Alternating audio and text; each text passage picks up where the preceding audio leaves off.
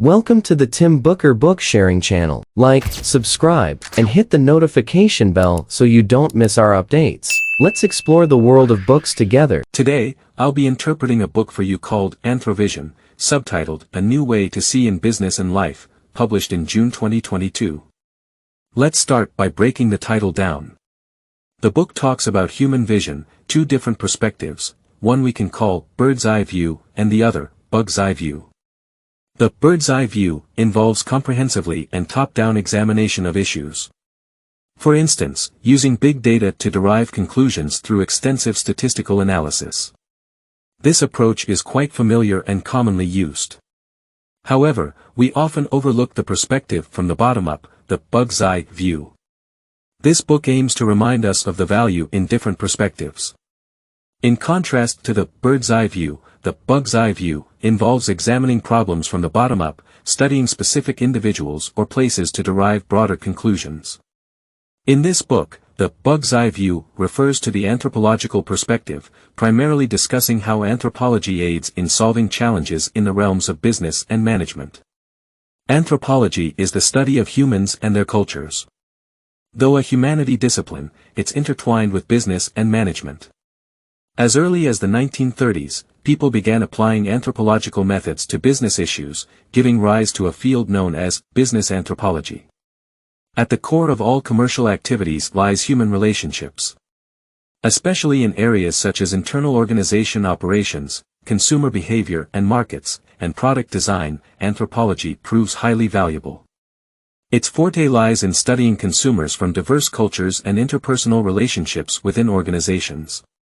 Traditionally, anthropologists conducted fieldwork in remote areas. However, in the era of globalization, businesses and organizations have become their contemporary fields. The author of this book is Gillian Tett, chair of the editorial board at the Financial Times, honored as the UK's Journalist of the Year and recipient of numerous awards including the British Press Awards. Holding a PhD in anthropology from the University of Cambridge, she authored columns for the Financial Times post-graduation. Her unique academic and professional background connected anthropology with business, and in this book, she elucidates how anthropology assisted companies like Intel, Nestle, and General Motors in problem solving. By integrating the bird's eye and bug's eye views, we gain a more comprehensive understanding of the world. Before delving into the interpretation, we need to grasp two principles of anthropology. These principles revolve around the phrase, among the sciences, only anthropology attempts to make the familiar strange and the strange familiar. Hence, the first principle of anthropology is to make the unfamiliar familiar. Anthropologists excel in making the unfamiliar familiar by conducting fieldwork in remote, unfamiliar territories, observing unfamiliar human groups to explain their culture and systems. In this era of globalization, there's an urgent need for the ability to empathize with strangers and understand diverse value systems, where anthropologists excel. The second principle involves making the familiar unfamiliar. This entails distancing oneself to observe commonplace things differently, such as anthropologists studying personal finances, marriage customs, and more. This aids in better understanding ourselves and recognizing the logic and cultural concepts behind our behavior. Next, I'll use these two principles as a basis to interpret this book for you. In the first section, we'll discuss making the unfamiliar familiar, exploring how anthropology understands unfamiliar cultures and aids in solving business problems for companies. In the second section, we'll talk about making the familiar unfamiliar. This part primarily discusses how anthropology helps solve management challenges in companies. Finally, we'll also discuss how to gain an anthropological perspective. Alright, let's now dive into the bug's eye view. The first thing anthropology helps us do is to make the unfamiliar familiar. There's a classic failure case in Western marketing classes. Nestle's subsidiary, Gerber, made a serious mistake in expanding its business overseas.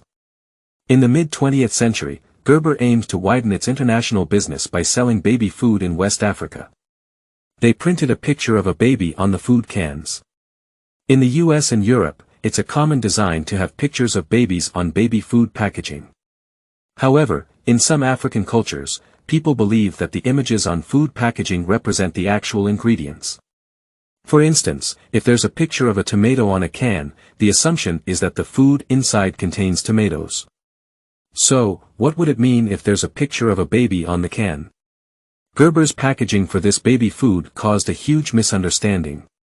Imagine if Gerber had taken the time to understand the local consumption culture before designing their product packaging, they might have avoided such a mistake. In a globally interconnected world, cultural differences can become traps. However, conversely, cultural differences can also create opportunities. There's a candy company in the UK called Kit Kat, and one of its star products is the Kit Kat chocolate bar. In the 1970s, the company began selling Kit Kat bars in Japan, but the sales were mediocre. However, in 2001, the marketing team in Japan noticed an odd phenomenon. During December, January, and February, there was a sudden surge in Kit Kat bar sales in Kyushu, a southern island of Japan, with no apparent reason. So, the management went to Kyushu to investigate. Through their investigation, they discovered the reason behind the skyrocketing Kit Kat sales. It turned out that the name Kit Kat sounded very similar to a word in Kyushu dialect that meant surely win. And during December to February, it coincided with Japan's entrance exams. So, students during this period bought Kit Kat bars as good luck charms. Initially, Nestlé didn't think this finding was useful.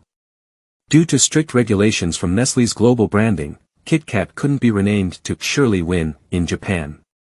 But facing immense sales pressure, the executives decided to take advantage of this opportunity to completely revamp their marketing strategy.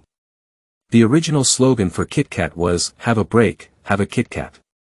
But the dismal sales showed that having a break didn't resonate with Japanese consumers. The marketing team conducted consumer surveys but couldn't find the reason. So, they conducted an experiment. Instead of directly asking the teenagers what was wrong with having a break, they asked them to take photos based on that phrase. Weeks later, they displayed these photos on a board, allowing the teenagers to freely express their interpretation of having a break. The photos showed that during breaks, they were listening to music, doing their nails, sleeping, but not a single person was eating chocolate. What did this reveal? It showed that the students didn't associate eating chocolate with relaxation. As a result, the marketing director decided to downplay the "have a break" slogan and changed it to "make a wish," accompanied by an image of cherry blossoms. In Japanese culture, cherry blossoms symbolize success in exams. They also partnered with hotels near the exam centers, giving guests Kit Kat bars for free, along with a postcard saying, "Cherry blossoms will surely bloom." This strategy was hugely successful, leading to a sudden surge in Kit Kat bar sales. There was another unique reason: exam takers started treating Kit Kat bars as lucky charms. Many photos on Japanese social media depicted students sitting in exam rooms, heads down in prayer, holding Kit Kat bars tightly.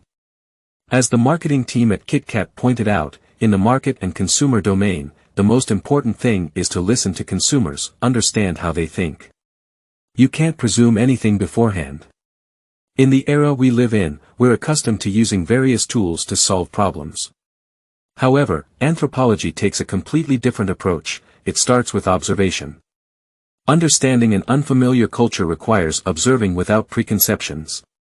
And this method of anthropology can be applied to the consumer domain. Kit Kat's business story in Japan tells us that anthropological thinking is crucial when dealing with consumers from different cultures. Even when not facing a foreign culture, we still need anthropological thinking. It helps us better understand consumers. For example, Intel began hiring anthropologists for user research quite early. In 1998, anthropologist Genevieve Bell joined Intel's research department, leading a user research team. Bell's team traveled worldwide, observing how people use technology at home and in public spaces. It's safe to say that this team guided Intel's product development direction. By 2014, Bell's team started focusing on in-car technology. At that time, cars were more than just transportation, they had various entertainment systems like music and videos. Several car manufacturers developed in-car entertainment systems, and some even proposed a feature allowing two cars to exchange data. While everyone was adding various features to cars, Bell felt that car owners might not necessarily need those fancy functions.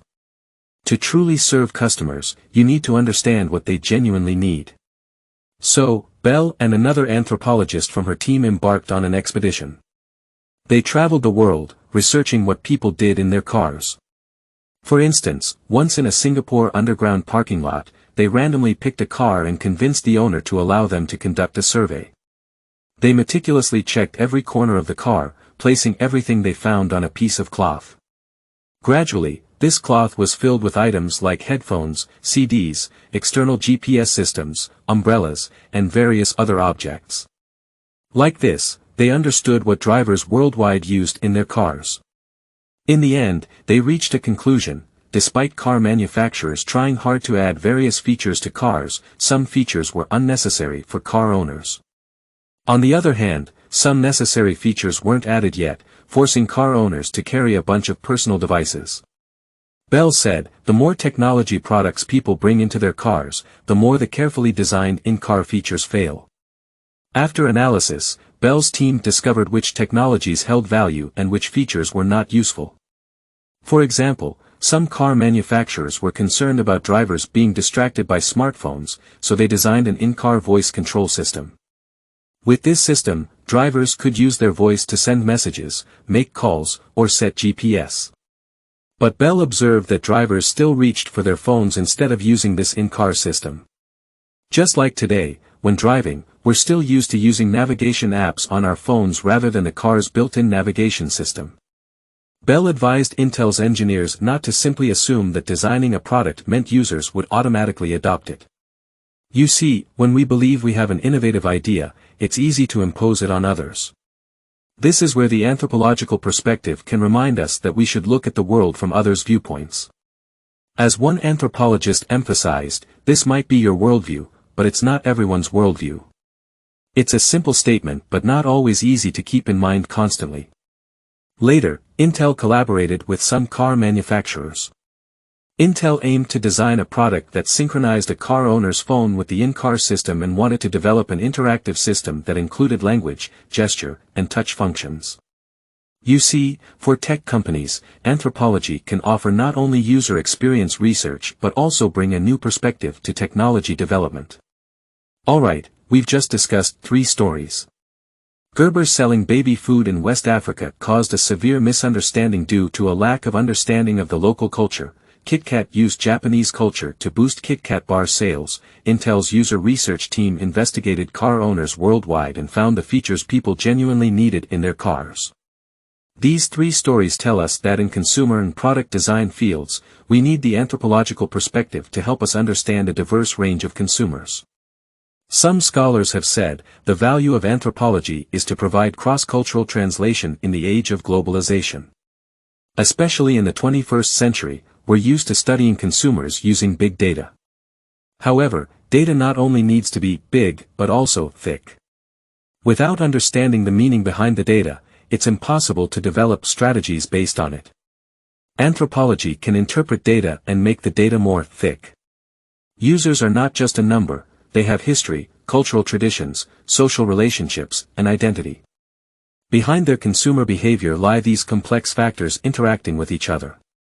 Anthropology can help us make the unfamiliar familiar, understand the thoughts in a user's mind, and the meanings behind their actions. Alright, we've finished discussing how anthropology helps us make the unfamiliar familiar. Next, let's talk about how anthropology helps us turn the familiar into something unfamiliar.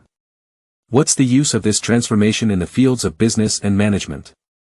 Currently, the application of business anthropology in the commercial sphere can be broadly divided into 2 aspects. On one hand, there's the external application, as we previously discussed in areas like consumer behavior and product design. Companies like Microsoft, Intel, and Apple have employed numerous anthropologists. On the other hand, there's the internal application, meaning that in a company's organizational operation and employee management, anthropology plays a significant role. In this domain, the method through which anthropology is utilized involves turning the familiar into something unfamiliar. What does that mean? For example, if you're a manager facing some management challenges within a company, you might feel you know the company inside out, but you might be too close to the forest to see the trees. If, at this point, you apply anthropological methods to create some distance and observe again, you might discover a breakthrough in solving the problem. The first large corporation that employed anthropology to study itself was the Western Electric Company in the United States. In the 1920s, the National Research Council of the United States organized an expert group to conduct research at the Hawthorne Works factory of Western Electric, aiming to find ways to increase labor productivity. The researchers conducted several experiments, such as changing the lighting in the factory, adjusting employees' work hours, and offering economic incentives to employees, among others. However, the results showed that there was no significant correlation between the working conditions and the workers' productivity. The investigation hit a deadlock. At this point, psychologist Elton Mayo from Harvard University joined the research with his team. Some anthropologists were part of his team, marking the first involvement of anthropologists in enterprise management research. To break the experimental deadlock, they decided to employ anthropological methods. In the subsequent research, the team spent 3 years conducting up to 20,000 open-ended interviews with employees to understand their perspectives on work. In addition to these interviews, they observed the workers for 6 months, documenting all activities during work. The research results revealed a fundamental difference in perception between employees and management. At that time, the managers viewed employees as economic beings, believing that only money could stimulate employees to work hard. However, the Hawthorne experiments showed that employees were social beings. Factors influencing employee motivation were more crucial than money. These factors were social relationships and psychological aspects. For instance, the factory management implemented incentive mechanisms, thinking these would motivate workers to increase their productivity. However, the actual output of the workers remained unchanged. The researchers discovered numerous informal small groups among the workers. Within these groups, members helped each other by evening out the production among themselves, ensuring that everyone reported similar production levels. The management's incentive mechanisms failed. Additionally, there was a worker whose family encouraged her to ask for a raise from the boss, but she hesitated because she feared it might lead to her exclusion from the small group. Comparatively, the regulations of these informal groups were more effective than the incentives established by the management. Hence, managers need to pay attention not only to the organizational structure and regulations but also to the informal groups within the organization. The Hawthorne experiments had a significant impact on the business community at that time. It made people realize that anthropology could play a considerable role in organizational management. As mentioned earlier in the context of consumer behavior, understanding unfamiliar cultures is crucial. The same applies to enterprise management. Many companies provide their expatriate managers with a handbook to help them adapt to unfamiliar cultures. However, anthropologists have found that sometimes severe misunderstandings arise between parties from the same country. This happens because when people come from the same country and speak the same language, they subconsciously consider each other as their own kind and might not proactively seek to understand each other's habits. But even if they are from the same country, cultural habits might still differ. Have you ever experienced an extremely unpleasant meeting? At the end of the 20th century, General Motors tried to develop a new product, but the developmental meetings went terribly. General Motors wanted its 3 subsidiaries to jointly develop a new car, with each subsidiary providing a team. However, these 3 teams from different locations, Ludwigsburg, Germany, Tennessee, USA, and Detroit, failed terribly in their collaboration. Particularly in meetings, they couldn't come to any consensus, and the project progression was very difficult. Faced with this situation, most people within General Motors believed it was due to the German and American teams not getting along. After all, there were cultural and technological differences between Germans and Americans, and disagreements were expected. However, an anthropologist within the company felt it wasn't that simple. This anthropologist, named Brody, discovered that Americans who had worked in Germany for a long time started behaving like Germans, and vice versa for Germans who had spent significant time in the United States. So, it wasn't about race but about cultural differences between different institutions or regions. Through research, it was discovered that the fundamental reason the meetings of these 3 teams couldn't proceed was due to their differing interpretations of meetings themselves. The German team believed that the sole purpose of meetings was to make decisions, so it should have clear topics, with leaders making decisions to quickly resolve issues. However, the American team didn't agree. For instance, the team from Detroit believed that most of the working time should be spent in meetings, and the focus of the meetings should be on sharing everyone's thoughts, with the meeting topics evolving as the discussion progressed. There shouldn't be a clear hierarchical structure during the meetings, decisions should be made collectively. Now, wouldn't the two American teams be the same? Not really. The meeting practices of the Tennessee team were different from those of the Detroit team. In short, not to mention different countries, even people from the same country but from different regions or having received different disciplinary training might have different behavioral habits. When anthropologist Brody submitted her research results to General Motors, the company terminated the collaboration among these three teams. As seen in the organizational operations of companies, anthropology can help us turn the familiar into something unfamiliar and find breakthroughs in problem solving. If learning to see the world through someone else's eyes is about making the unfamiliar familiar, then turning the familiar into something unfamiliar is like reversing the lens and observing ourselves. It's like fish living in water. Water is everywhere, so ordinary that fish might not feel its existence. Humans are similar. But if we are willing to observe attentively, we might discover risks and opportunities hidden within this water. Anthropology not only plays a role in fields such as marketing and product design but also helps solve societal problems in other fields. For instance, the issue of adolescent smartphone addiction troubles parents worldwide. Some parents control their children's phone usage time, most schools prohibit students from using phones during class, and technology companies add various anti-addiction features to phones. However, despite these measures, the problem of adolescent smartphone addiction remains unsolved. An anthropologist named Boyd believed this was because parents and policymakers had the wrong approach. They always focused on what was on the phones. However, to understand why adolescents are always on their phones, it's insufficient to look only at what's on the phones, one must also look at their lives outside the phones. To investigate this issue, Boyd spent several years traveling across the United States, staying with adolescents. Boyd listened to them discuss their phones, observed how they used their phones, and accompanied them when they went out. Throughout this process, she asked open-ended questions and observed everything she could. Boyd found that adolescents' leisure time was either filled with various tutorials and classes or spent idly at home because parents felt the outside wasn't safe enough. Adolescents' lives were heavily controlled by their parents, so the online space became a place where they could explore and roam freely.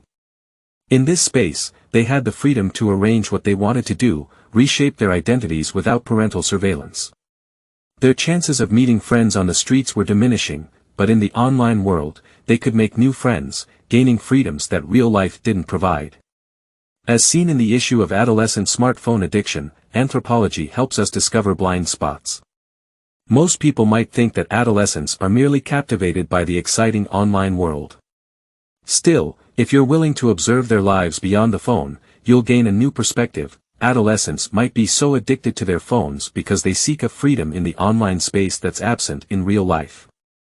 If parents could realize this, they could find ways to provide children with more freedom and opportunities to socialize with friends in the real world, thereby improving the problem of adolescent smartphone addiction. Whether it's problems in the business field or other societal issues, anthropology provides us with precious perspectives to solve these problems. Today, artificial intelligence is rapidly advancing, but the author reminds us that we also need another form of artificial intelligence, which is anthropological intelligence. No matter how much artificial intelligence and big data develop, face-to-face communication, listening with an open mind, observing what topics people avoid discussing, and discussing what they do cover, these are things they can't achieve. Thus, despite having so many powerful analytical tools in the 21st century, we still need the anthropological perspective as a complement. But you might wonder, if I'm not an anthropology professional, how can I obtain the same way of thinking as anthropologists? This book offers several suggestions. First, we need to realize that we are products of our ecological, social, and cultural environments. Our thoughts, words, and actions are shaped by our respective societies and cultures. Second, we must acknowledge that culture isn't singular, it's diverse. Your worldview might not be the same as someone else's. On the one hand, don't impose your ideas on others, on the other hand, don't hastily assume what others should think. Third, occasionally try experiencing others' thoughts and lives. We can immerse ourselves in others' lives through reading, watching movies, traveling, etc. Abandon preconceived notions, start with listening and observing. This will help us better understand different people and gain empathy towards others. Fourth, occasionally view our own actions and behaviors from an outsider's perspective, which is making the familiar unfamiliar. For instance, notice why I have these thoughts, why I consider certain things natural, etc. This way, we can gain a clearer understanding of ourselves. Fifth, occasionally apply anthropological thinking to everyday objects, rituals, and language in our daily lives.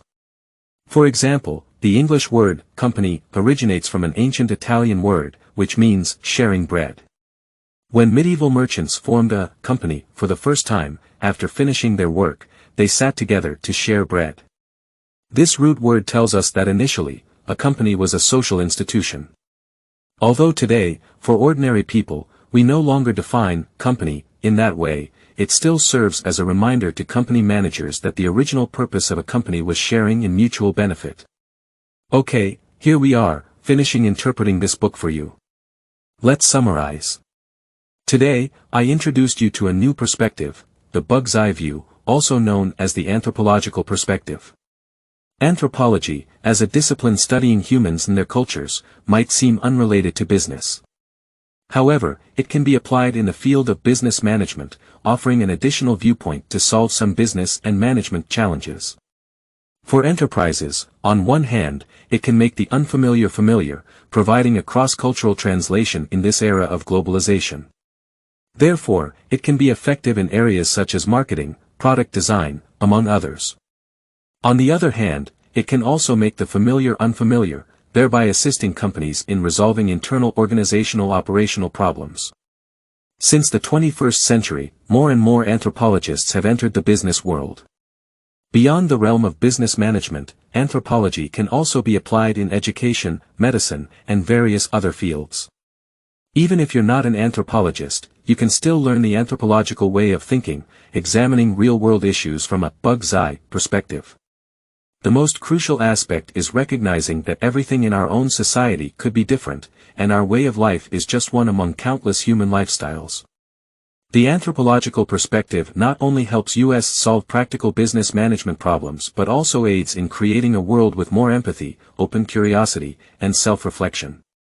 So, that wraps up the essence of this book. Please subscribe to the Tim Booker channel, like, and share this valuable knowledge with your friends. Let's combine wisdom and practice, achieve our financial goals, and create a better future together. Thank you, everyone, goodbye.